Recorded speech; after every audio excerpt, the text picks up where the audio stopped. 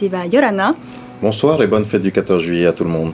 Alors tout d'abord, Teva, on le sait, on traverse une crise politique. Moïse Broderson, qui n'a plus de majorité, exclu de son propre parti. Vous avez proposé une solution à ça, un gouvernement donc d'union territoriale associant autonomistes et indépendantistes.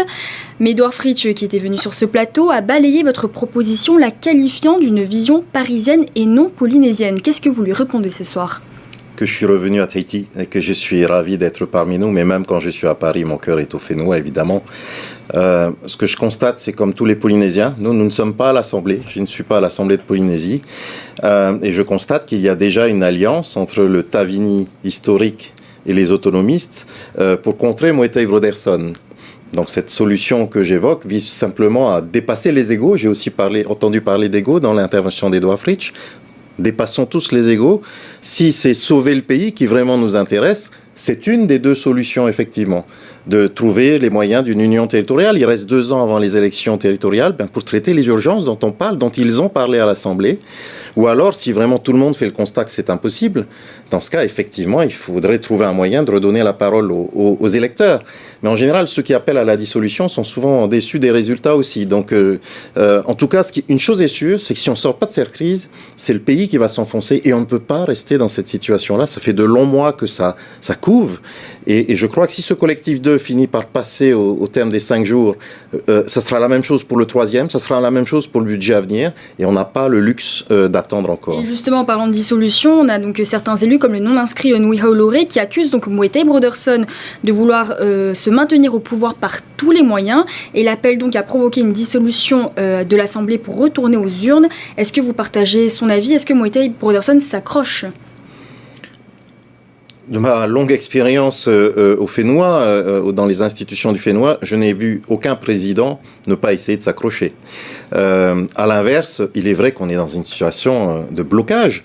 Alors, peut-être pas d'un point de vue formel, j'ai entendu aussi monsieur le haut-commissaire hier soir, mais néanmoins, force est de constater qu'aucune loi ne passe, aucune réforme fondamentale ne passe, et où cette union territoriale, encore une fois, pourrait progresser, prospérer, puisqu'aujourd'hui, le Tavini et les autonomistes s'entendent pour contrer. L'idée, c'est de s'entendre pour construire.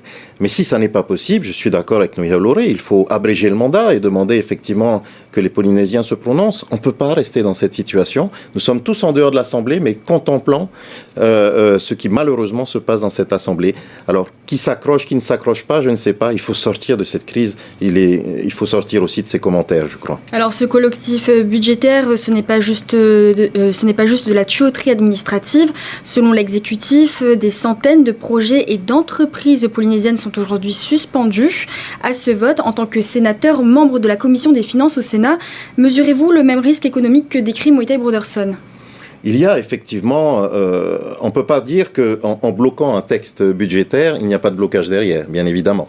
Après, il faut aussi savoir que, au travers d'un arrêté de répartition de crédits, le Conseil des ministres peut aussi déjà reventiler un certain nombre de crédits sans rentrer trop dans la technique. Il n'en demeure pas moins que ce collectif 2 est important, effectivement, pour redéployer les crédits, en particulier ceux qui n'ont pas été utilisés l'an passé, et viendra un collectif 3 pour les mesures nouvelles. Donc oui, chaque étape est importante. Mais je crois que la crise qui occupe aujourd'hui Tarahoe dépasse ce sujet du collectif 2, en fait. Il n'y a plus de majorité. Aucune loi de pays n'est votée. Plus rien ne sort de l'Assemblée. Donc, je pense qu'à la fois, Moïse Broderson a raison de pointer du doigt, mais peut-être est-il aussi dans le jeu du président qui ne veut pas partir. Mais à l'inverse, il doit aussi reconnaître qu'il n'a plus de majorité pour gouverner. Et ça, c'est une réalité. On va s'intéresser à présent à votre actualité, Teva Fritsch. Donc, en tant que sénateur, le Tapura, votre ancienne famille politique, a choisi Édouard Fritsch pour faire équipe avec la sénatrice sortante Lana Tetuanui au sénatorial de septembre. Vous, en revanche, vous n'avez pas été retenu. Est-ce que vous allez faire cavalier seul ou quelle est votre opinion là-dessus ? Je regrette cette situation parce que depuis mon départ du Tapura, que j'avais cofondé avec Édouard Fritsch, l'eau avait coulé sous les ponts. On a fait le Hamuitato. On s'est tous rassemblés pour faire Elie Moirani Frebo, Nicole Sanker. Pascal Haïti a failli être élu aussi. J'ai fait campagne avec eux. J'ai fait campagne avec Édouard Fritsch à Pirem, mais aussi à Punavia, à Fa'a, à Papara, à Paea, partout où j'ai pu aider nos amis autonomistes. Donc, je suis un peu surpris que pour les sénatoriales, on suspende tout ça. Donc en fait, je fais le tour des Tavana aujourd'hui parce que c'est l'élection peut-être la plus politisée, en fait, la plus politique, cette élection sénatoriale. Ce sont les grands électeurs qui votent pour décider si je dépose ma candidature ou pas. J'ai très envie, moi, d'y aller parce que je pense avoir fait le job. 99% de nos engagements ont été tenus. On a modifié le statut. Je défends l'économie bleue, nos emplois à Paris, nos financements, le budget à la commission des finances, à la commission des lois. On a défendu la cause nucléaire. Je crois que le job a été fait et il faut choisir des sénateurs qui veulent vraiment siéger à Paris. Est-ce que vous soutiendrez Lana Tetuanui et Édouard Fritch, par exemple? Si je présente ma candidature, je serai face à eux, bien évidemment. Mais je pense, si j'y vais, présenter ma propre candidature seule, avec une suppléante, bien entendu. Mais encore une fois, c'est un compliment, du coup, quand Édouard Fritch me dit que c'est une vue parisienne, parce que je fais le job de sénateur à Paris, effectivement, même si mon cœur reste au Fénois. Alors, si vous devenez candidat, sur quel soutien compterez-vous pour être réélu ? Alors celui des maires, c'est pour ça que je fais le tour aujourd'hui.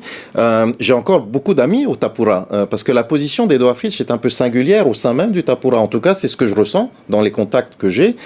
Et je ne fais pas une campagne contre le Tapura, je fais une campagne pour notre famille globalement polynésienne, autonomiste bien sûr majoritairement, mais pas uniquement. J'essaie de représenter tous les Polynésiens au Sénat. Je ne porte pas le projet d'indépendance du Tavini-Huiratira, mais sur beaucoup d'autres sujets, on peut aussi se mettre d'accord sur la protection sociale généralisée, sur la santé, la convention à développer, sur tout un tas d'urgences que j'évoquais tout à l'heure. Et vous, Théva Roufridge, donc vous soutenez aussi, donc vous protégez le climat. Et donc vous venez de publier un rapport sénatorial qui dénonce une France sans vrai plan clair sur le climat, qui oublie trop souvent les Outre-mer dans ses négociations internationales. Pourquoi les Outre-mer, pourquoi la Polynésie en particulier est touchée par ça et pourquoi c'est important pour vous ?